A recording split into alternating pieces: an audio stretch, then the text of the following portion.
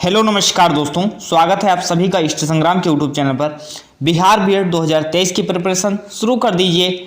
अब ये most important session आपका होगा विद्यालयों में शिक्षण एवं ज्ञान वातावरण। इसके 25 क्वेश्चन आपके एग्जाम में आते हैं। अब तक कैसे प्रश्न आए हैं वो आप देखिए और कैसे प्रश्न आपके एग्जाम में पूछे जा सकते हैं, इसकी प्रिपरेशन भी हम करवाएंगे। तो AITLE का ऐसा पेपर आपको देखने को मिलेगा। तो क्वेश्चन से हम स्टार्ट करेंगे जो आपके क्वेश्चन पूछे जा चुके हैं। बिहार बीएड में सभी प्रश्न पूछे गए हैं। अब पहला ही क्वेश्चन आपकी स्क्रीन पर है, शिक्षा का अधिकार अधिनियम 2009, जिसे आप RTE कहते हैं, राइट टू एजुकेशन, जो 2009 था, यह किस उम्र के बच्चों को मुफ्त व अनिवार्य शिक्षा का अधिकार देता है? मुफ्त व अनिवार्य शिक्षा का अधिकार RTE 2009 देता है, 2009 देता है। तो ये कितने वर्षों को देता है? 3 से 11 वर्ष, 6 से 14 वर्ष, या 6 से 11 वर्ष, या 3 से 14 वर्ष। तो ये आप सभी को पता है, 6 से 14 वर्ष के बच्चों को क्या है, निःशुल्क शिक्षा का अधिकार दिया जाता है। अब RTE की बात करते हैं, राइट टू एजुकेशन, जो आपके एग्जाम में प्रश्न बन भी चुका है कि शिक्षा का अधिकार अधिनियम था कब का? तो 2009 का अधिनियम था। राइट टू एजुकेशन 2009 का नियम था, लेकिन यह लागू कब होता है पूछा जाए, या भारत में आपके लागू कब हुआ, तो आप क्या बताएंगे? लागू 2010 में होता है, 1 अप्रैल 2010 को लागू होता है। एक प्रश्न आपके बिहार बीएड में और पूछा गया है कि सर्व शिक्षा अभियान के तहत किस आयु के बच्चों को शामिल किया जाता है? तो वहां भी आपका बिल्कुल यही सही हो जाएगा।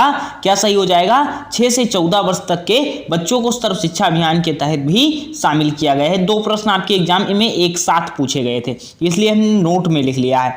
और आपसे ये पूछा जाए, 6 वर्ष से 14 वर्ष की आयु के बच्चों को निःशुल्क व अनिवार्य शिक्षा का प्रावधान किस अनुच्छेद में है संविधान के? तो संविधान के अनुच्छेद 21A में है। ये नोट करते हुए चलिएगा, संविधान के 21A में जो हो जाता है। तो यहां से आपके 3 क्वेश्चन पूछे जाएंगे, तीनों आपको हमने बता दिया।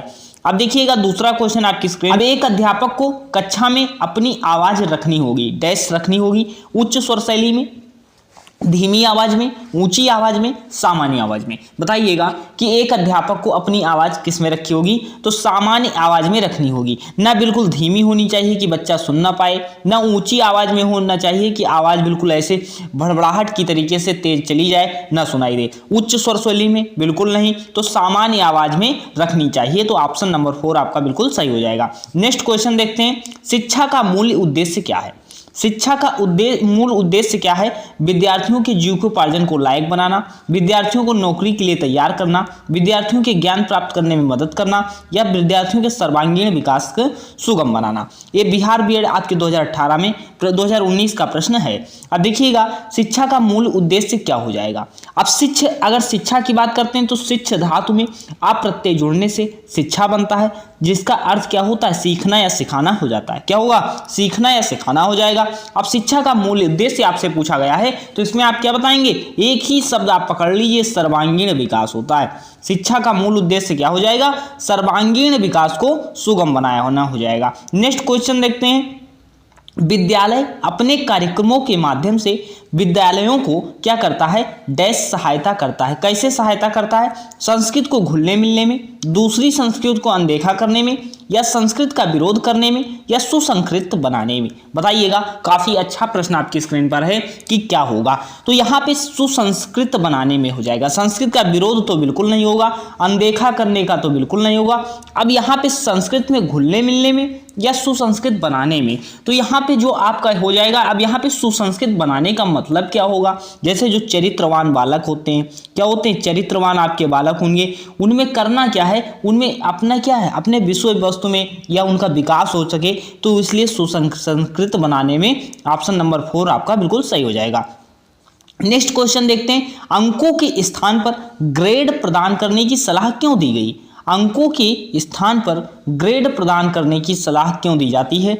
ग्रेड प्रदान करना आसान है, यह शिक्षण अध्ययन को सरल बनाएगा, या शिक्षा के गुणों को बढ़ाएगा, यह मूल्यांकन में होने वाली गलतियों को कम करेगा। तो ग्रेड से क्या अंतर होगा? आपका जो अंकों के स्थान पर ग्रेड दिया गया, तो इसमें अंतर क्या होगा? तो इसमें क्या होगा? मूल्यांकन में होने वाली गलतियों को यह कम करेगा। क्या होगा? मूल्यांकन में होने वाली गलतियों को कम करेगा। ग्रेड का यही सलाह दी जाती है, इसीलिए ग्रेड को क्या सलाह दी जाती है कि मूल्यांकन में होने वाली या गलतियों को कम करेगा। नेक्स्ट क्वेश्चन हम देखते हैं, निम्नलिखित में से कौन सा सर्वोच्च नागरिक पुरस्कार प्रतिष्ठित व्यक्तियों को दिया जाता है? पद्म भूषण, परमवीर चक्र, भारत रत्न या महावीर चक्र? तो ये भारत रत्न आपका बिल्कुल सही हो जाएगा। भारत रत्न के बारे में 2 पॉइंट आपको कमेंट सेक्शन में बताने हैं, कब से स्टार्ट हुआ और सबसे पहले किसको मिला था। नेक्स्ट क्वेश्चन देखते हैं कि भारत की खोज नामक पुस्तक के रचयिता कौन थे? इंग्लिश में तो आप सब जानते हैं, लेकिन हिंदी में हमने कर दिया। ये आपके एग्जाम में पूछा भी गया था, बिहार बीएड में 2018 में आ चुका है प्रश्न कि भारत की खोज नामक पुस्तक के रचयिता कौन है? एम.एन. राय हैं, महात्मा गांधी, लाला लाजपत राय या जवाहरलाल नेहरू? बताइएगा। तो 7 का आंसर दीजिएगा, कौन आपके बिल्कुल सही हो जाएंगे। तो भारत की खोज नामक पुस्तक के लेखक आपके कौन हो जाएंगे? जवाहरलाल नेहरू हो जाएंगे। नेक्स्ट क्वेश्चन देखते हैं हम लोग, विश्व बाल मजदूरी निषिद्ध दिवस कब मनाया जाता है? 12 जून को, 22 जुलाई को या 12 मई को या 12 अप्रैल को? 8 नंबर का आंसर देना है। आपके स्क्रीन पर क्वेश्चन है, तो यहाँ पे क्या हो जाएगा? 12 जून को विश्व बाल मजदूरी निषिद्ध दिवस आपका मनाया जाता है। जो क्या है, ये मनाया उद्देश्य क्या है? इनका बाल श्रमिक जो आपके होंगे, जो बाल श्रमिक होते हैं, इनको क्या होता है? इनके अधिकारों के प्रति जागरूकता उत्पन्न करना। तो मजदूरी निषिद्ध दिवस मनाया जाता है, 12 जून को मनाया जाता है। 9 नंबर का क्वेश्चन आपकी स्क्रीन पर है, बताइएगा, निम्नलिखित में से कौन सा कथन इसकी पुष्टि करता है कि विद्यालय को सामाजिक उत्थान में अग्रणी होना चाहिए? विद्यालय के जो सामान्य कार्य होते हैं, विद्यालय के प्रगतिशील कार्य होते हैं वह, या रूढ़िवादी कार्य या वैज्ञानिक कार्य? तो कौन से ऐसे कार्य होंगे जो सामाजिक उत्थान में अग्रणी होना दिखाते हैं? तो बताइएगा। तो इसमें आपका क्या हो जाएगा? सामान्य कार्यों से तो विद्यालय जाना नहीं जाएगा, अग्रणी नहीं होगा, नहीं रूढ़िवादी कार्य भी नहीं होगा, वैज्ञानिक कार्य भी आपका नहीं होगा। आपका विद्यालय का प्रगतिशील कार्य जो होंगे वह सामाजिक उत्थान में अग्रणी होना चाहिए, ये दिखाएंगे। नेक्स्ट क्वेश्चन देखते हैं, कक्षा अनुशासन के प्रति उन्मुख होना चाहिए। कक्षा अनुशासन डैश के प्रति उन्मुख होना चाहिए? सामाजिक अनुरूपता के प्रति, व्यक्तिगत और सामाजिक समावेशन के प्रति, या आत्मनिर्भरता के प्रति, या स्वीकार्य का कक्षा व्यवहार के प्रति? बताइएगा। तो यहाँ पर आपका क्या हो जाएगा? कक्षा अनुशासन किसके प्रति होना चाहिए? तो स्वीकार व कक्षा व्यवहार के प्रति क्या होना चाहिए? उन्मुख होना चाहिए। तो ऑप्शन नंबर डी आपका बिल्कुल सही हो जाएगा। देख सकते हैं आपके एग्जाम में ये सभी प्रश्न पूछे जा चुके हैं, और ये आपके मतलब आपको अपने बुद्धि या तर्क के आधार पर प्रश्नों को तो उत्तर देना है, लेकिन इन क्वेश्चनों की अगर प्रैक्टिस कर लें और टॉपिक वाइज इसको पढ़ लें तो आप क्लियर कर सकते हैं। तो ये कंटिन्यू क्लास हम देंगे, लेकिन ये आपको लोगों को पहुंचानी, क्योंकि आपको जब कंटेंट हम देंगे उस कंटेंट की उपयोगिता को समझिए। अब देखिएगा, 11 नंबर का क्वेश्चन है, किसी विद्यार्थी की एक समस्या है, वह अध्यापक से पूछती है कि मैं क्या करूं? अध्यापक को चाहिए कि वह क्या करे? देखिएगा, प्रश्न बहुत अच्छा प्रश्न है कि विद्यार्थी की एक कोई समस्या है, वह अध्यापक से पूछता है कि मैं क्या करूं। ऐसे आपकी भी कोई समस्या हो सकती है जो आप पूछें कि मैं क्या करूं, तो अध्यापक को क्या चाहिए कि वह क्या करे? वह अपनी क्षमताओं को ध्यान में रखते हुए विद्यार्थियों की प्रक्रिया को मार्ग बताए। विद्यार्थियों को बताना कि यदि उसके स्थान पर होता तो वह क्या करता। भाई उसका क्या मतलब, वो आप उसकी अलग एफिशिएंसी होगी, उसकी अलग होगी विद्यार्थी और शिक्षक की। लेकिन ये क्या कह रहा है कि विद्यार्थी को बताना यदि उसके स्थान पर होता तो वह क्या करता, यह भी नहीं होगा। विद्यार्थी ऐसे प्रश्न पूछना जो मेधावी निर्णय आवश्यक हो, यह भी कोई नहीं होगा। विद्यार्थी से स्वयं को पहचानने के लिए कहना जिससे कि वो अपनी हल की करने की क्षमता, मतलब कोई आपको उत्तर पूछने आए तो उससे कहे तो स्वयं को पहचानो फिर हम उत्तर देंगे, तो यह भी आपका नहीं होगा। तो 11 का क्या हो जाएगा? विद्यार्थी की उसकी क्षमताओं को ध्यान में रखना चाहिए। विद्यार्थी की क्षमताओं को ध्यान में रखते हुए उसकी प्रक्रिया को ध्यान में लगाए। तो यहाँ अपनी नहीं या उसकी कह सकते हैं, उसकी क्षमताओं को ध्यान में रख करके जो बालक होगा उसकी क्षमताओं को ध्यान में रखते विद्यार्थी को मार्ग बताए। तो यहाँ पे विद्यार्थी की क्षमताओं को ध्यान में रख के ऑप्शन नंबर फर्स्ट आपका सही हो जाएगा। नेक्स्ट क्वेश्चन हम लोग देखते हैं, स्कूल पर्यवेक्षक के प्रभाव का आकलन इनके अनुसार किया जाता है।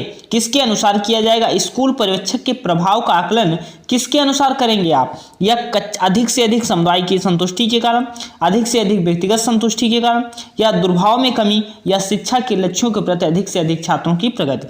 तो स्कूल पर्यवेक्षक का प्रभाव का आकलन किसके अनुसार किया जाना चाहिए? बताइएगा किसके अनुसार करेंगे? तो शिक्षा के लक्ष्यों के प्रति अधिक से अधिक छात्रों की प्रगति हो तो छात्र प्रगति ही तो हमारे जो होगा विद्यालय की प्रगति होगी या स्कूल की प्रगति होगी। तो स्कूल पर्यवेक्षक का जो प्रभाव होगा वह शिक्षा के लक्ष्यों के प्रति अधिक से अधिक छात्रों की प्रगति पर क्या होना चाहिए? निर्भर होना चाहिए या आकलन होना चाहिए। नेक्स्ट क्वेश्चन देखते हैं। योजना समूह की सर्वश्रेष्ठ व्यक्तिगत राय है कि वह किसी व्यक्ति के पहले और नेतृत्व प्रोत्साहित करे, यह व्यक्तिगत मतभेदों की समस्या का समाप्त कर दे, या बच्चों को अपनी क्षमताओं के अधिकतम उपयोग को प्रोत्साहित करता है, या स्वीकारने नकारने पहले अधिक करना है। तो इसमें बताइएगा कौन सा आपका सही हो जाएगा। तो ये कौन सा क्वेश्चन आपका सही होना चाहिए? 13 नंबर का आंसर दीजिएगा। तो बच्चों की क्या होगा?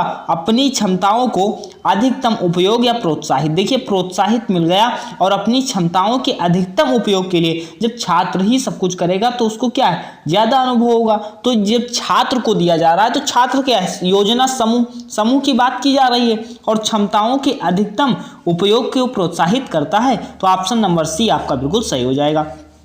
नेक्स्ट क्वेश्चन हम लोग देखते हैं। कक्षा में सूचना आदान प्रदान और अधिक प्रभावशाली हो जाएगा यदि, अगर सूचना आदान प्रदान अधिक प्रभावशाली हो जाएगा तो सूचना देने वाला उसी कूट प्रणाली का प्रयोग करता है जो प्राप्तकर्ता कटु अनुवाद कर सकता है, प्राप्तकर्ता समझ उच्च हो, ग्राही प्राप्त करने वाले इच्छुक हो, अनुकूल वातावरण में किया जाएगा। 14 का आंसर आपको देना है। तो किसी कक्षा में सूचना आदान प्रदान और अधिक प्रभावशाली अगर हो जाएगा तो जब क्या हो जाएगा? यदि अनुकूल वातावरण में किया जाता है। सूचना आदान प्रदान क्या है? जब माध्यम अच्छा होगा, इन्वायरमेंट अच्छा आपका होगा तो सूचना आदान प्रदान बहुत अच्छा हो जाएगा। तो अनुकूल वातावरण में जब सूचना का आदान प्रदान किया जाए तो ऑप्शन नंबर 4 विकल्प आपका हो जाएगा। नेक्स्ट क्वेश्चन देखते हैं। जिला स्तरीय शिक्षण प्रशिक्षण संस्थान डाइट की स्थापना किसके सुधार के लिए की गई? अब देखिएगा किसके सुधार के लिए की गई? प्रारंभिक शिक्षा, माध्यमिक शिक्षा, प्राथमिक शिक्षा या वाक विद्यालय शिक्षा। 15 का आंसर दीजिएगा कौन सा हो जाएगा? तो यहाँ पर आपका हो जाएगा प्राथमिक शिक्षा में सुधार हेतु डैट की स्थापना की थी। आपसे एग्जाम में प्रश्न पूछा जा सकता है डैट कैसा है? तो जिला स्तरीय शिक्षण प्रशिक्षण संस्थान आपका हो जाता है। तो ऑप्शन नंबर सी आपका बिल्कुल सही हो जाएगा। ये पूरी 15 क्वेश्चन आपके एग्जाम में आए थे। इससे पहले हमने सिलेबस को बता रखा है, पूरा बिहार बीएड के सिलेबस को बताया है, कैसे कॉलेज मिलेगा, सिलेबस क्या होगा, एग्जाम कब होगा। तो इससे पहले अगर आपने वीडियो नहीं देखा है तो आप जाकर के देख सकते हैं। और अगर आप चैनल पर पहली बार आए हैं और संपूर्ण तैयारी बीएड की करना चाहते हैं तो चैनल सब्सक्राइब कर लीजिए और कंटिन्यू क्लास पाने के लिए अपने दोस्तों के पास भी शेयर कर दीजिए। तो अभी तक यहीं तक, मिलते हैं नेक्स्ट वीडियो में। धन्यवाद।